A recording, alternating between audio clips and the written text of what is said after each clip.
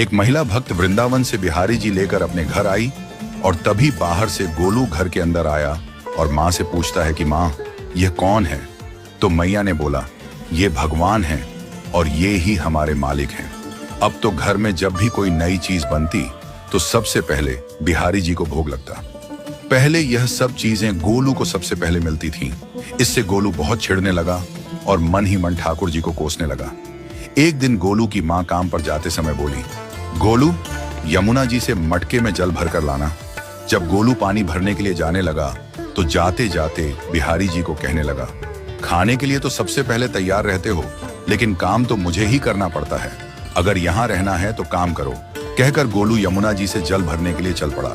गोलू जब यमुना जी में जल भरने लगा तो उसने देखा कि यमुना जी के अंदर बिहारी जी विराजमान हैं और कह रहे हैं, ला गोलू, घड़ा हम भर देते हैं। गोलू उनको देखकर हैरान हो गया और बोला, नहीं नहीं, मैं अपने आप भर लूंगा। लेकिन ठाकुर जी ने उसके हाथ से घड़ा ले लिया और भरकर घर ले आए। गोलू घर आकर डर रहा था कि अगर माँ को पता लगा कि मैंने ठाकुर जी से काम करवाया है तो आज मेरी पक्की पिटाई होगी। माँ ने घर आकर बिहारी जी को गीले कपड़ों में देखा तो एकदम से हैरान हो गई और कहने लगी कि गोलू, ये जरूर तेरी शरारत है, जरूर तूने ही इन पर जल डाला है। गोलू ने अपनी माँ को समझाने का बहुत प्रयास किया, लेकिन माँ ने उसको डांट कर चुप करा दिया और ठाकुर जी के भीगे हुए वस्त्रों को बदलने लगी।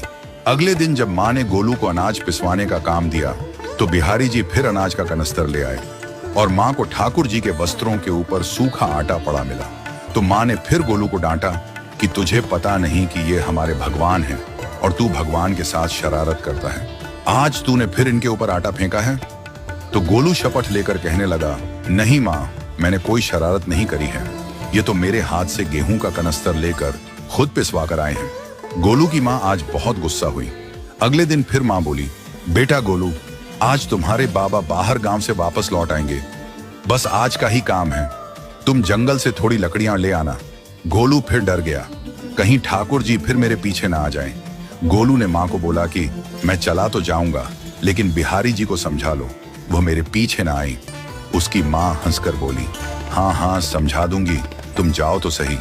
गोलू जल्दी जल्दी लकड़ियां लेने जंगल में चला गया और माँ काम पर चली गई। लेकिन उस दिन माँ काम से जल्दी वापस आ गई और देखा बिहारी जी अपनी चौकी पर विराजमान नहीं है। वह तो एकदम से घबरा गई कि कहीं गोलू की शरारत तो नहीं। वह भागी भागी जंगल की तरफ गई। तभी उसने देखा कि गोलू के साथ एक इंसान लकड़ियों को लेकर घर आ रहा है। गोलू की माँ यह देखकर हैरान हो गई कि यह तो बिहारी जी हैं। ये क्या हमारे भगवान हमारा काम कर रहे हैं? इसका अर्थ गोलू ठीक कह रहा था। वह जल्दी जल्दी भागकर ठाकुर जी के पास गई और लकड़ियां उनके हाथ से लेते हुए उनके चरणों में गिरकर रोती हुई बोली, हे बिहारी जी, ये आप क्या कर रहे हो?